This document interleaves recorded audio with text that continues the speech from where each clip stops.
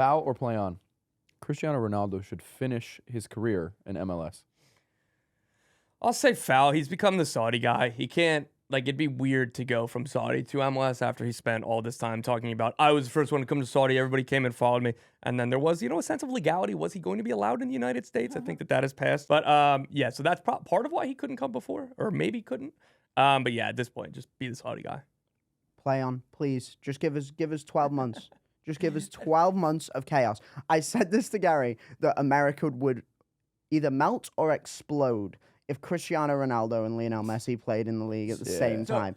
That would be absolutely amazing. Just do it. I don't care. I don't even like him that much. But just show up and do the thing. Follow up. What is the funniest MLS club that Ronaldo could play for? So that's where I was going to go. Go on. Do you know who the MLS team that tried to push to sign him and had Sporting Kansas City? Yeah. And from people that talked to me, said he was actually, it's not like he said, screw you, if I'm coming, I'm going to LA or whatever. He took meetings with Sporting Kansas City. That was going to be a thing. They were planning up, how will we need to change our security at games if we get them? How will we need to change our training facility security? Stuff like that. So it was serious.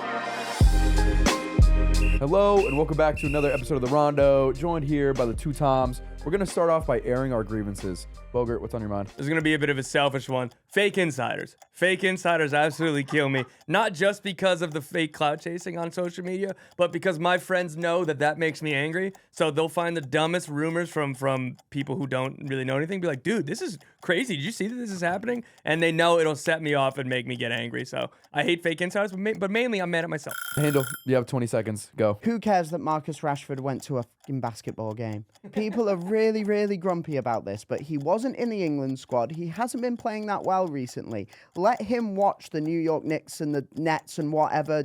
Who actually cares? He doesn't have to spend every second of his life training, and people only did this in the UK press because he's black, and I'm sick of it. Yeah, no, that's a good point, actually. My one grievance to add on that is Antoine Griezmann. Not that he was at the American football match, but he went to a Jets game. Does he not have somebody in his life that knows better? Transition and talk a little bit about the Club World Cup. Is that going to happen next year? Yeah, there's too much money behind it. It's got to happen, right? I mean, what would be the case against it happening if all the top clubs try to pull out? I feel like they've already kind of threatened that, right? Yeah, they have. Yeah, I mean, Carlo Ancelotti, he kind of, was it last year? He was like, yeah, I'm not sure I fancy this. He didn't say it like that. That would be funny if he did. Then he also immediately said, I didn't say that. Yeah, honestly, and then Daddy Infantino was like, what did you mean? And he was like, I'm just kidding. But actually, no, there's actually a point to that, in that as soon as someone maybe threatened, not even threatened, suggested that they might not play in it, had to walk it back immediately. I think they know that FIFA's just got massive influence here, probably too much. Yeah. I mean, they want to grow the game and get that money up in the U.S., which is understandable.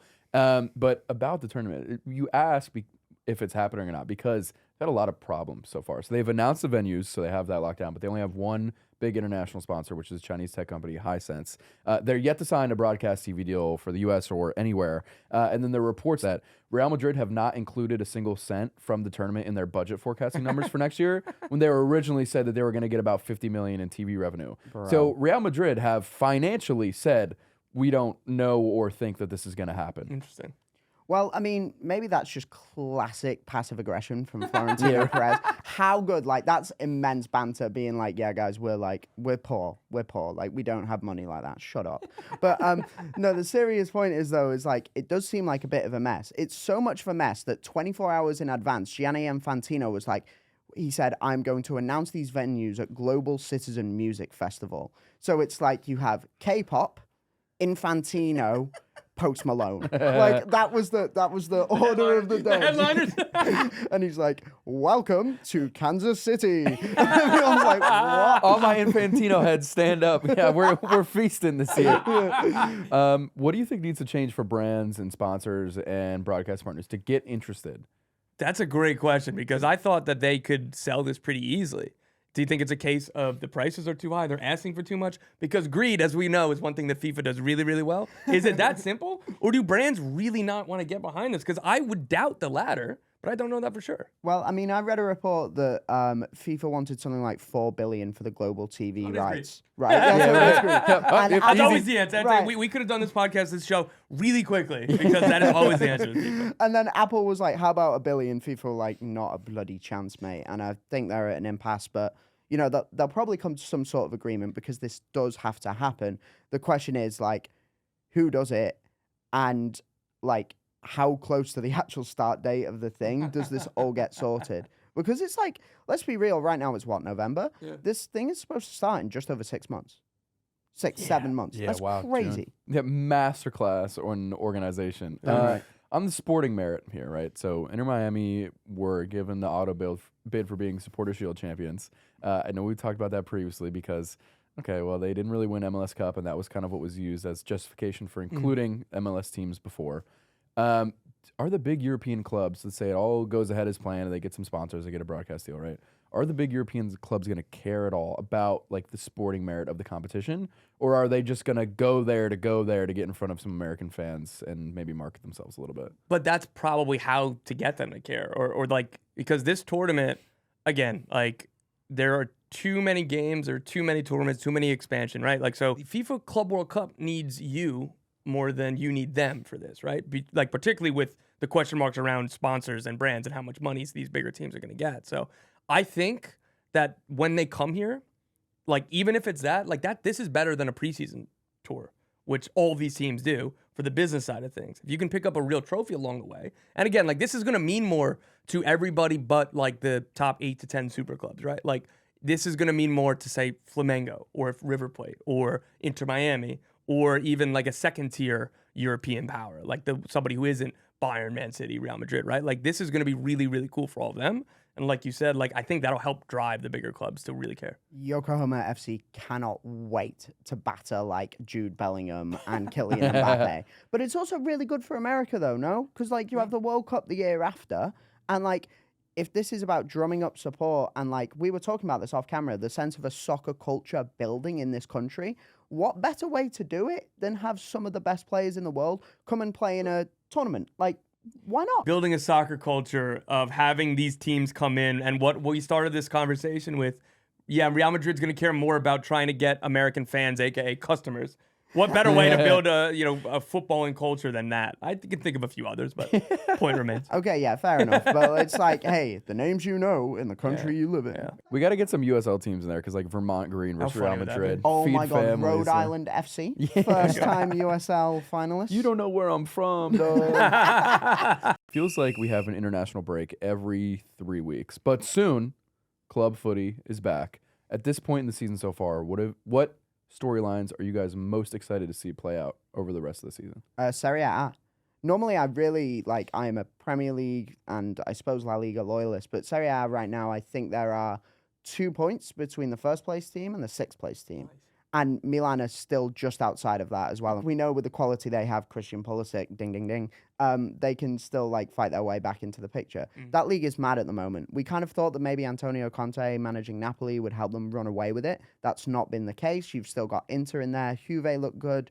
And yeah, it's a great watch. The obvious one for me is MLS playoffs resume this weekend, quarterfinals start. This is the most fun. It's when they kind of go through the sprint, single elimination games. There's already been a ton of chaos, and we'll see where MLS Cup will be. That's one of my favorite things too about the MLS final, as opposed to like the Super Bowl, when like I get it's a lot different, but like it's at the home stadium of the higher ranked team that's in, rather than it being a neutral site. I think that helps with atmosphere, and that makes it fun on the outside of like, in particular, like me, somebody's going to go cover that event. Ooh, like where are we going to go? Like, oh, Miami lost. It's not going to be Miami. Oh, Columbus lost. Oh, it looks like LA, but it could also be Minnesota. Minnesota in December. How about that? That's what we're talking about. Nowhere better. The dreams are made of. Switching gears a little, we've swapped out Tom for Celia, our Indivisa senior editor. Hey, Celia, what's up? Welcome to the show. Hello. Thanks for having me, guys. So NWSL semifinals this past weekend.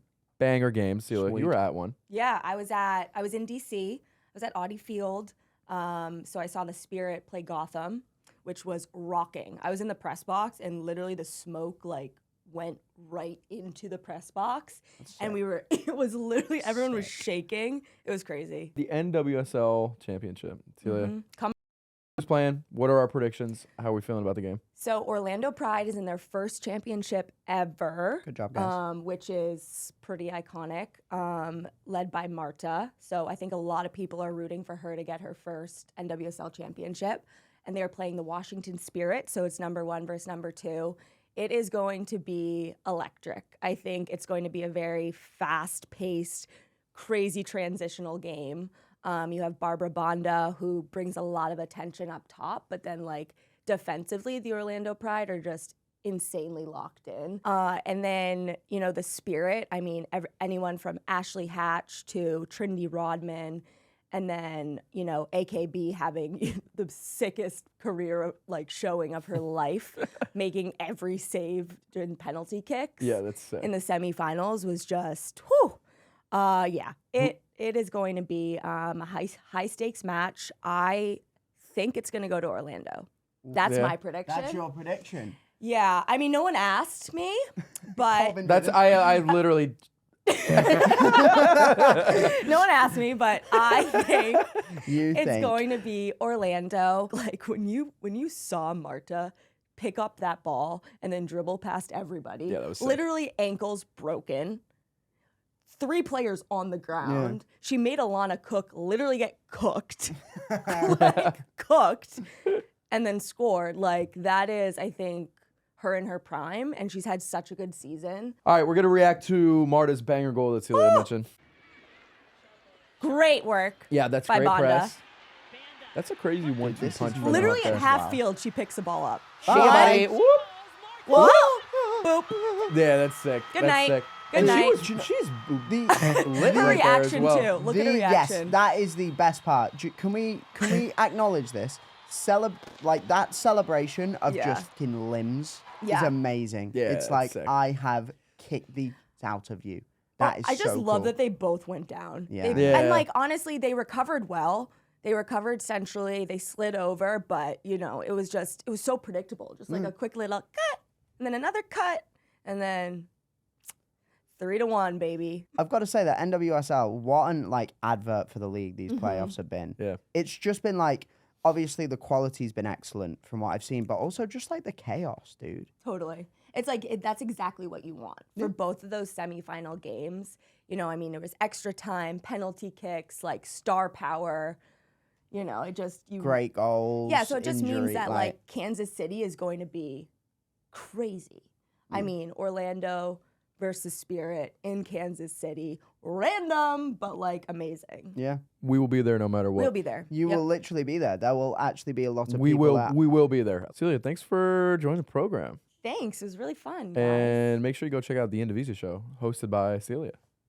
So yeah, you should probably watch. It's all right. It's decent. They're never on the show. And So we're not on the that's show. the Yeah, reason. that's- you that's watch. It's for the best. All right, Bogert, you're our resident Capital J journalist. We got 3 potential transfers, potential moves here for you to rate for the Bogey truth test.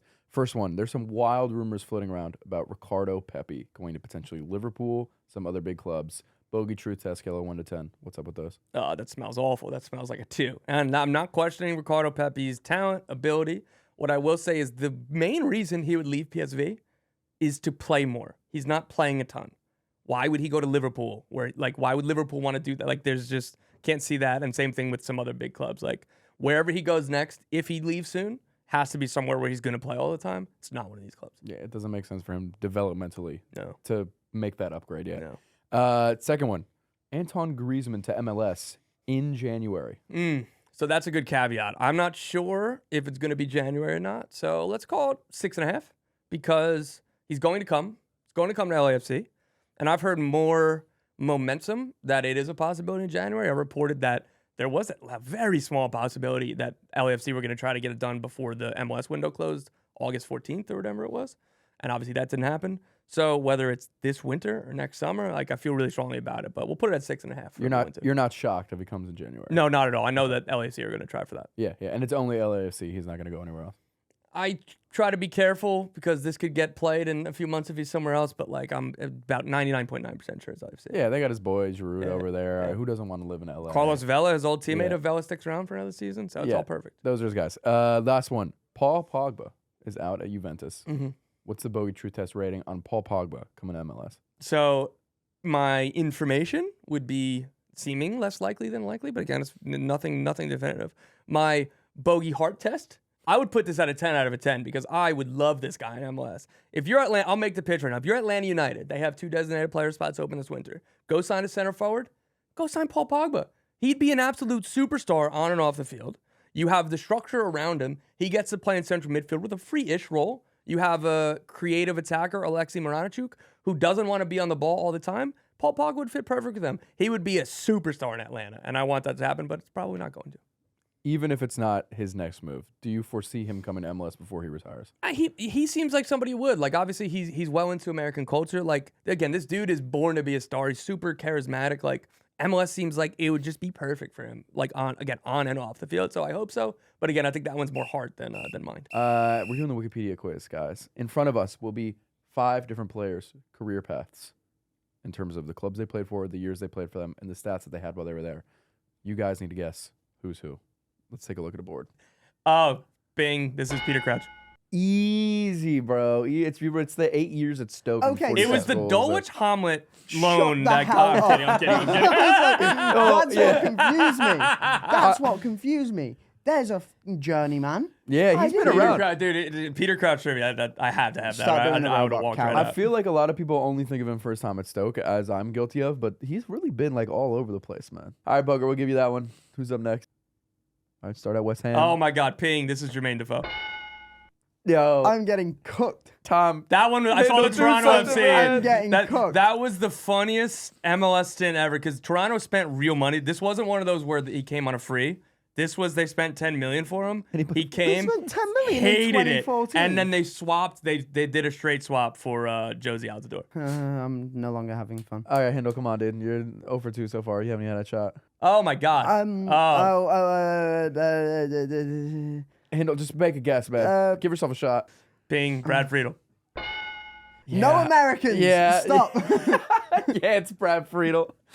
Speaking of journeyman, man, we Almost there's said Brad Guzan. so many good goalkeepers. Tell you what, Once upon a Villa. time. 288 appearances for Blackburn over the course of 8 years is crazy.